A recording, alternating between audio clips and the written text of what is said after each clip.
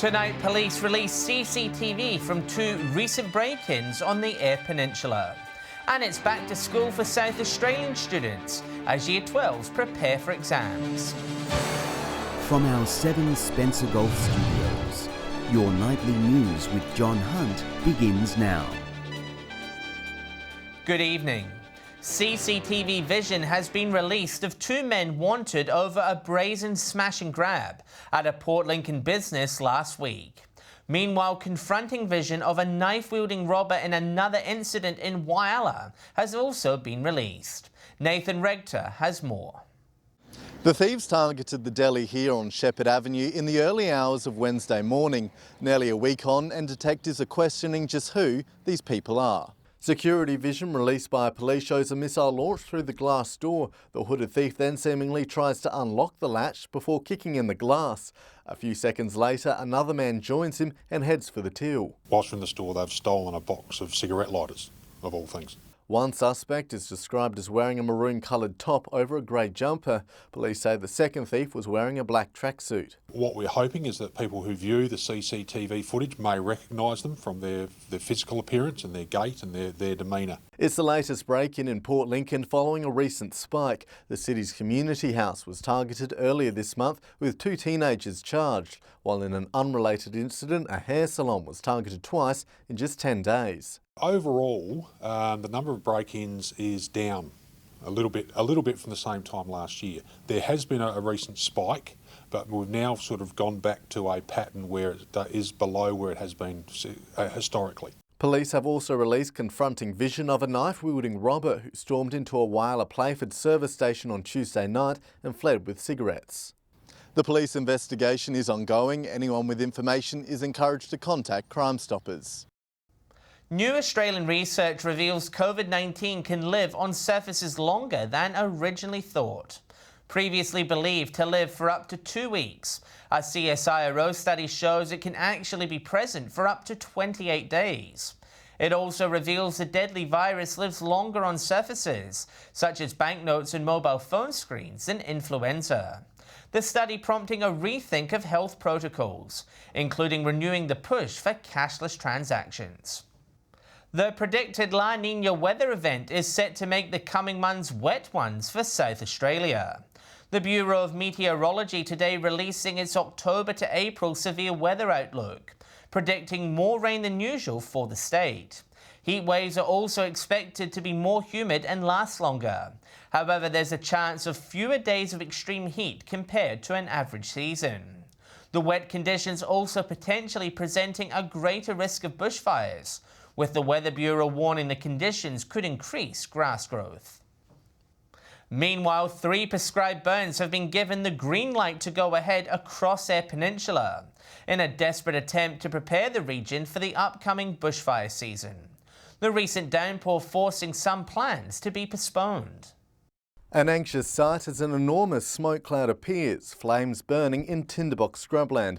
But this is not a bushfire, rather a controlled burn, helping protect the community. By undertaking these operations, we're reducing the fuel in the landscape, being the vegetation, and that can assist by slowing or stopping the spread of unwanted fires. 3 prescribed burns are planned across Eyre Peninsula this spring season, helping reduce grass, branches, weeds and leaves. We have one in the Kelly Bay Conservation Park, adjacent to the Coffin Bay Township, and then we have 2 in the Lincoln Basin area. If left unattended, experts say the damage from a fire could be catastrophic. If burnt during the cooler months, the charred sections create a protective burn scar in the landscape. However, the weather has to be just right to do it. Unless we get the warm, windy conditions, the fuels won't burn effectively, meaning that we won't have meaningful or effective buffers in the landscape. Despite years of preparation, no one can predict when and if a bushfire will ignite. The Country Fire Service encouraging residents to be aware of where to go in the event of a fire. For Port Lincoln, the designated safer place is the township itself. So it's an area people go where they're not going to get impacted by fire, but smoke and embers may be an issue. A last resort refuge spot only to be used when all other survival plans have failed. There'll be no support for them. As the bushfire season fast approaches, residents are being encouraged to know the facts and prepare. Nathan Regter, 7 Spencer Golf News. Local students went back to school across the region today, starting the final term of an extraordinary year. The RAA reminding road users to be aware of students using the crossings as traffic around school zones increase. After a fortnight of rest, it was back to the classroom this morning. Primary school students from Wyalla's St Teresa's excited for the return. I do miss the holidays, but it's also good to see my friends for the last time. 2020's been unusual to say the least. I think we are very blessed though compared to some other states, particularly in Victoria. So we had some small interruption at the end of term one. Interruptions that left most teachers and students prepping for online teaching in case of a lockdown. All schools really got prepped as if we were going to perhaps be like Victoria or overseas, that we weren't going to see the students or staff weren't able to come on site. Thankfully for all, the scenario didn't eventuate. And although 2020 has been a testing time for students, the Year 6s are sad to be finishing ahead of a move to high school next year. They're about to begin processes of visiting and having some transition lessons, so a bit of an exciting term for them. It's kind of nervous because next year we're going to be like the youngest kids at our school. I'm a bit nervous to go up to high school, but I'm pretty excited as well. And with the return of these students comes the return of the 25-kilometre speed limit and the flashing lights at these school crossings. This is a timely reminder for everybody out on the road to look out for school crossings. It's really important because school pick-up and drop-off times are very busy, as any parent or caregiver will know. Sophia Contagonis, 7 Spencer Gulf News. Still to come tonight, Port Augusta in the running for a prestigious award, and a garage sale with a twist to take place in Whyalla.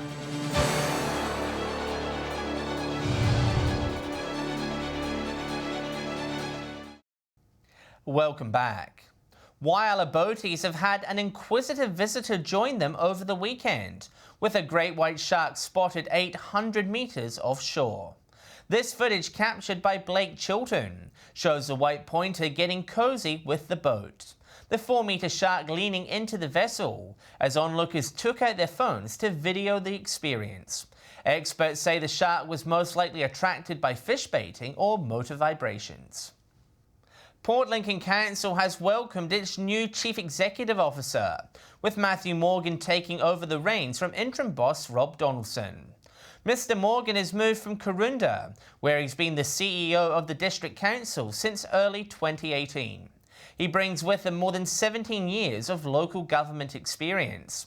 Now in the seafood capital, he takes over as the permanent boss from Stephen Rufus, who resigned in May. The new CEO will help spearhead Council's budget and business plan, with continued upgrades to the popular Pankala walking trail and stormwater project on his agenda. 70 towns across South Australia have been nominated for the Agricultural Town of the Year Award for 2020. Cities across our region are on the list, including Port Augusta. An award that's growing in popularity. Nominations for this year's South Australian Ag Town of the Year Award doubles the amount received last year. Last year we had 43 towns nominated. This year we've had 70. The Eyre Peninsula and Mid-North well represented, with cities and towns across the region making the shortlist.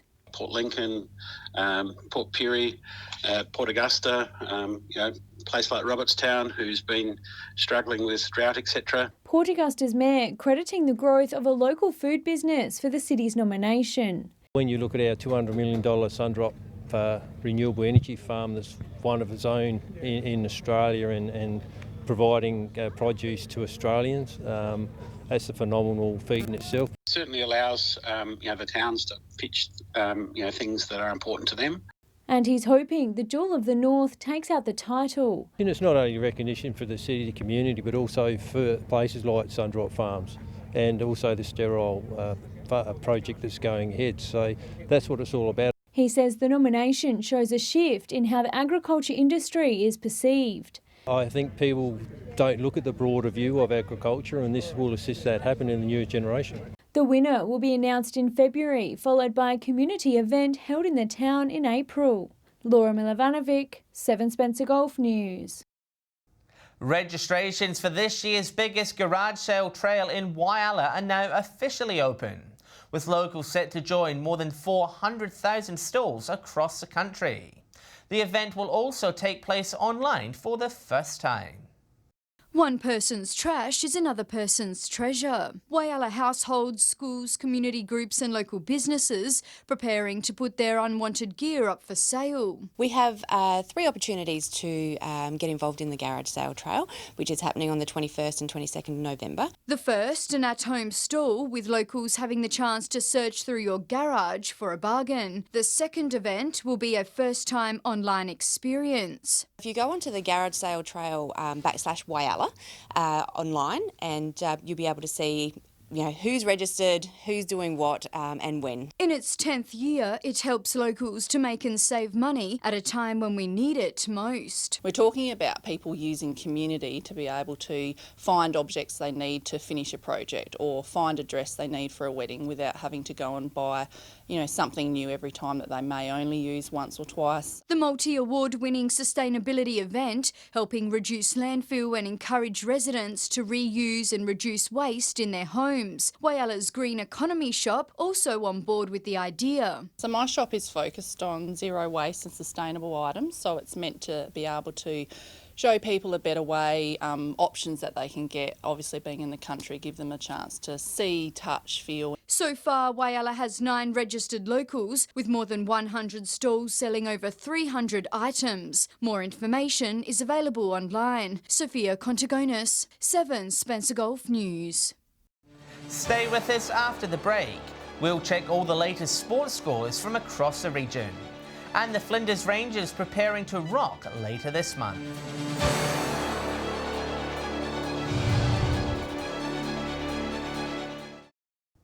South Australians are being asked to have their say on the future of roads across the state. The state government has launched a new online survey as part of its 10-year road safety strategy. Residents will have the chance to raise issues and submit ideas on where the money should be spent. Regional drivers are especially encouraged to take part, with death rates on country roads 4 times higher compared to metropolitan Adelaide. The survey can be found at the government's Your Say website. Consultation closes on Monday, November 2. Hundreds of music lovers will be flocking to Quorn Oval in 2 weeks' time for the Rock the Ranges Festival. It's the first concert held in regional South Australia since coronavirus, with locals hoping it will boost the town's economy. In 2 weeks' time, this oval will be completely transformed into an outdoor stage, with rock and roll to be blasted across the site. We haven't had an actual rock and roll show in Quorn for quite some time. I put on a lot of country music things. I thought it's about time we put on a bit of a rock and roll show. Rock the Ranges expected to attract a number of tourists from across South Australia and interstate. We've got people coming from Port Lincoln, Whyalla, Mount Gambier, Broken Hill, all over the place. Local accommodation providers are fully booked down over the weekend. We're putting on extra staff for our business. It's great for the town, so it means more people come to the town. They use the local cafes, they shop at the shops, they fill up with fuel. A welcome sign for those still recovering from the lockdown. So for those months that we weren't able to, it just sort of puts us ahead now. So it means we can fill up and then we can sort of catch up on all those times where, we did miss out. The show will look different due to COVID. However, organisers are confident the music will sound just as good. Still has to be a seated event at this stage unless there's, something changes right close to the end. But, people can wriggle around in their seats and still have a good time. Tickets are still available, with $5 from each one sold going to the Royal Flying Doctor Service. Laura Milovanovic, 7 Spencer Gulf News. Australia Day award nominations are now open in Port Augusta, with local residents urged to unearth an unsung hero. The 2021 awards will include the Citizen of the Year, the Young Citizen of the Year, and the Community Event of the Year. Council is encouraging people to nominate those in the community who go above and beyond. Winners will be presented with their awards in next year's local Australia Day event. Nominations can be made online through the City Council's website and will be open until December 18. Turning to sport now, and after a long winter, cricket season is slowly returning across our region. Port Pirie's league began over the weekend, with Southport making their intentions clear for this season. Nathan Rector has the weekend wrap. Well, the goalposts have come down and the stumps are going up across South Australia as the cricket season starts to take form. Southport yesterday started Port Pirie's season in fine form with a big win over Port Germain. Batting first, South were reduced to 1 for 10 early on, but a 100-run partnership between Oliver Cosme and Mitchell Fuss steadied the ship as they took control of the game. Fuss starting with the bat, making 82 as Southport posted a competitive score. In reply, Port Germain didn't come close to challenging as their top order collapsed to 5 for 26. They were eventually all out for 89, Southport winning by 102 runs. In the other game, Wandurra were too strong for props in a close contest. Turning to soccer now, and in the NPL, the Northern Demons suffered a heartbreaking 3-2 loss to Modbury Vista. The Port Pirie side led 2-0 at half-time, but 3 in the second half saw Vista snatch the 3 points. The Demons sit 10th in the table. And in Whyalla soccer, the league championship has been decided. Wanderers going back-to-back for the first time in their history, defeating a spirited Westlands United 3-1 yesterday.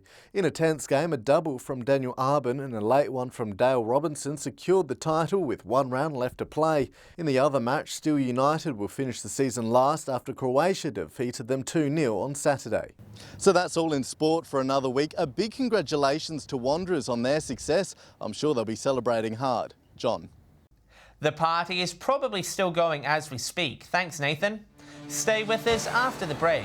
Britt will join us to take a look at what's happening in the weather this week.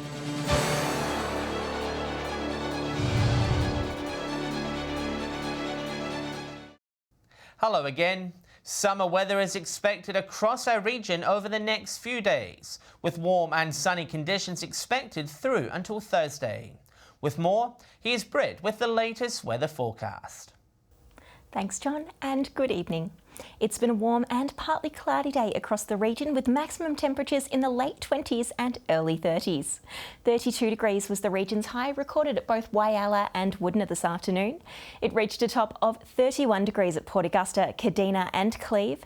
30 was the high for Port Pirie today. Port Lincoln reached 29 degrees, Broken Hill 26. Taking a look now at today's skies, and from the satellite we can see patchy cloud activity about the Spencer Gulf, clearing under a ridge of high pressure. So that was today. Let's move on now to tomorrow. On the Gulf waters, winds north to northeasterly at 10 to 15 knots before dawn, but reaching 15 to 20 knots at times tomorrow morning. Seas around 1 metre with south to southwesterly swells. And let's see what things are going to look like near you. Cloud clearing at Port Lincoln tomorrow with a top of 20 degrees. Cleve mostly sunny, reaching 26. A warm and sunny day for Woodner with a top of 33 degrees. Whyalla sunny and 27 tomorrow. Port Augusta also sunny, looking at a top of 33 degrees there. Kadina sunny and 26. Another warm day for Port Pirie, sunny with a top of 30 degrees tomorrow. Clare sunny and 27, and sunny at Broken Hill looking to reach 30 degrees. And it's set to be even warmer on Wednesday with fine and partly cloudy conditions forecast across the region. Port Augusta and Woodner both looking at tops of 35 degrees. Whyalla and Port Pirie both 33, Broken Hill and Kadina 31, and a top of 27 degrees for Port Lincoln.